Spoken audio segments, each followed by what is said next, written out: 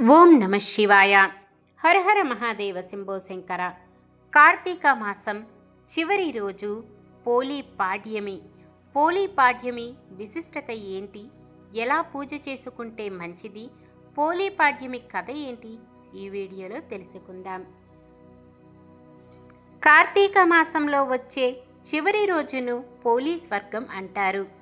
ఈరోజు మహిళలందరూ తెల్లవారుజామునే చెరువులు, నదులలో దీపాలు వదులుతారు. పోలీ కథను చదువుకుంటారు. ఈ సందర్భంగా పోలీ పాడ్యమి పూజ ఎలా చేయాలి, అసలు ఈ పోలీ ఎవరు, ఆ కథ ఏంటి అనే వివరాలు ఇప్పుడు తెలుసుకుందాం. పోలీ పాడ్యమి అంటే ఏమిటి, పోలీ పాడ్యమి ఎప్పుడు? కార్తీక మాసంలో శివకేశవుల ఆరాధన, నదీ స్నానాలు, పురాణ పఠనాలతో సందడిగా గడిచిపోతుంది. వ్యాస మహర్షి రచించిన స్కంద పురాణం ప్రకారం కార్తీక మాసం చివరి రోజైన అమావాస్య మరుసటి రోజు పోలీ పాడ్యమిగా జరుపుకుంటాం. కార్తీక మాసం అమావాస్య కార్తీకం ముగింపు నవంబర్ 20 గురువారం మధ్యాహ్నం 12:16 సూర్యోదయంతో పాడ్యమి తిథి ఉన్న రోజునే పోలీ పాడ్యమి జరుపుకోవాలి. కాబట్టి నవంబర్ 21 శుక్రవారం రోజునే పోలీ పాడ్యమి జరుపుకోవాలి. పోలీ పాడ్యమి పూజ ఎలా చేయాలి? పోలీ పాడ్యమిని పోలీ స్వర్గమని, పోలీ బొందితో స్వర్గానికి వెళ్ళిన రోజని కూడా అంటారు. ఈరోజు తెల్లవారుజామునే మహిళలు నదులు, చెరువులలో దీపాలు వదులుతారు. దీపదానం కూడా చేస్తారు. అనంతరం శివాలయానికి వెళ్ళి శివునికి అభిషేకాలు, పూజలు చేయాలి. కార్తీక మాసమంతా దీపాలు వెలిగించని వారు పోలీ పాడ్యమి రోజున 30 ఒత్తులతో దీపాలను వెలిగించడం ప్రత్యేకతను సంతరించుకుంటుంది. అరటి దొప్పలలో దీపాలు వెలిగించి ప్రవహించే నదీ జలాలలో వదులుతారు. అలా చేసిన తర్వాత 3 సార్లు నీటిని ముందుకు తోస్తూ నమస్కరించుకొని పోలీ స్వర్గం కథను విని అక్షంతలు తమపై వేసుకుంటారు. అత్తవారింట పోలీ కష్టాలు, పోలీ స్వర్గానికి వెళ్ళడం కథ తెలుసుకుందాం. పూర్వం కృష్ణానదీ తీరంలో బాదర అనే గ్రామం ఉండేది. ఆ ఊళ్ళో పోతడు అనే ఒక చాకలి ఉండేవాడు. ఆయన భార్య మాలి మహాగయ్యాలి. ఆ వీధిలోనూ ఆ ఊళ్ళోనూ ఆమె ఎవరిని నెగ్గనిచ్చేదే కాదు. ఆమెకు 4 కొడుకులు. వారందరికీ కూడా వివాహం జరుగుతుంది. మొదటి 3 కోడళ్ళు కూడా అత్తగారి మాదిరిగానే గొడవలు పెట్టుకునే రకం. అందువలన మాలి ఆ 3 విషయంలో తగ్గి ఉండేది. 4వ కోడలు పోలీ అంటేనే ఆమెకు మహాలోకువ. పోలీకి అనుకువ, దైవభక్తి ఎక్కువ. పోలీ భర్త కాస్త మెతక మనిషి. అందువలన ఆమె ఆ ఇంట్లో మరింత అలుసు అవుతుంది. అత్తతో పాటు మిగతా 3 కోడళ్ళు కూడా ఆమె పట్ల చాలా కటువుగా ప్రవర్తిస్తూ ఉంటారు. వాళ్ళంతా ఏ పని చేయకుండా మొత్తం పని అంతా కూడా పోలీకి అప్పగించేస్తూ ఉంటారు. దాంతో పోలీకి చాలా కష్టమైపోతుంటుంది. పోలీ చాలా కష్టపడుతుందని తెలిసినా భర్త ఎవరిని ఏమీ అనలేని పరిస్థితి. పాపం ఊళ్ళో వాళ్ళు కూడా పోలీ పరిస్థితికి జాలిపడుతూ ఉంటారు. ఆమెకి ఆ ఇల్లే పంజరమైపోయిందని ఊళ్ళో వాళ్ళంతా చెప్పుకుంటూ ఉంటారు. ఇలాంటి పరిస్థితుల్లోనే కార్తీక మాసం వస్తుంది. మాలి తన 3 కోడళ్లను తీసుకొని రోజు నదీ స్నానానికి వెళ్ళి వస్తూ ఉంటుంది.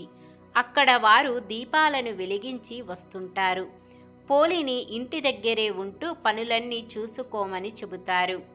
పోలీ ఇంటి పనులతో సతమతమవుతూ ఉంటుంది. అయితే ఇన్ని రోజుల పాటు మాలి వాళ్ళు నదీ స్నానానికి వెళ్ళినా వాళ్ళకి భగవంతుడిపై దృష్టి నిలవదు. ఇంటి దగ్గర పోలీ పాలు తాగేస్తుందేమో, దొంగతనంగా పెరుగు అమ్మేస్తుందేమో అని ఆమె గురించే ఆలోచన చేస్తుంటారు.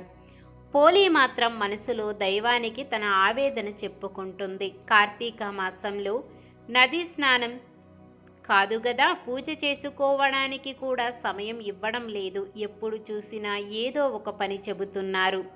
తీరిక ఉండటం లేదు అని బాధపడుతుంది. తన వంటి దురదృష్టవంతురాలు ఉండకూడదని అనుకుంటుంది. ఎలాగైనా కార్తీక మాసంలో దీపం వెలిగించాలనే పట్టుదలతో కుండలోని నీటితో స్నానము చేస్తుంది. చిరిగినదే అయినా వాటిలో కాస్త మంచిదైన వస్త్రం ధరిస్తుంది. ఒక గుడ్డ పీలికను ఒత్తిగా చేసి కవ్వానికి అంటిన వెన్నను తీసి దీపం వెలిగించి భగవంతుడికి నమస్కరించుకుంటుంది.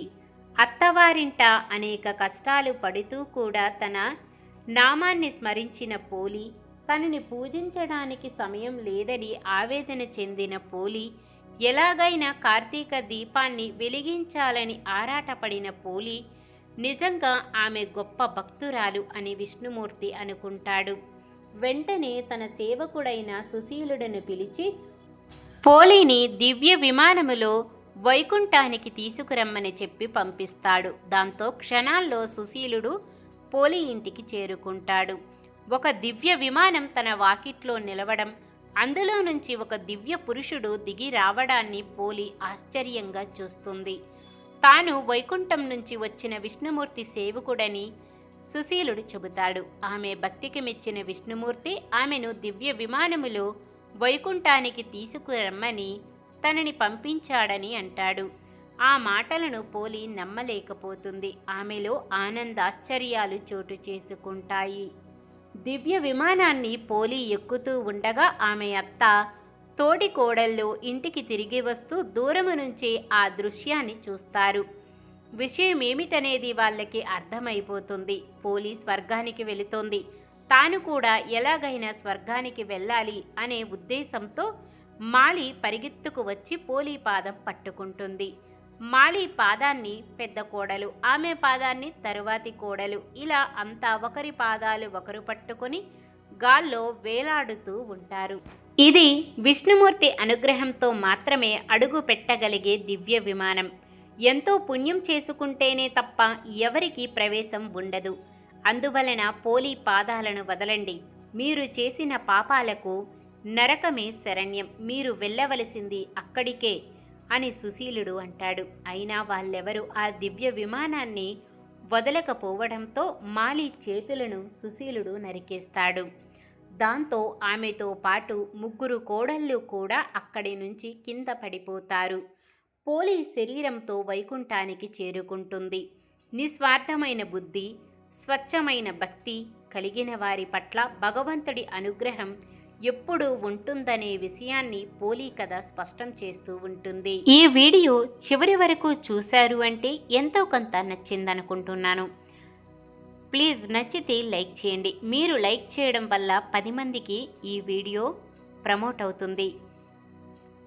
ఒక చెడ్డ విషయాన్ని 10 మందితో పంచుకోకపోయినా దేశానికి మనకి వచ్చే నష్టం లేదు. కానీ ఒక మంచి విషయాన్ని 10 మందితో పంచుకోవడం వల్ల పుణ్యం వస్తుంది. దేశం మరింత భక్తి మార్గంలో నడుస్తుంది. నమస్కారం. లోకా సమస్తా సుఖినో భవంతు.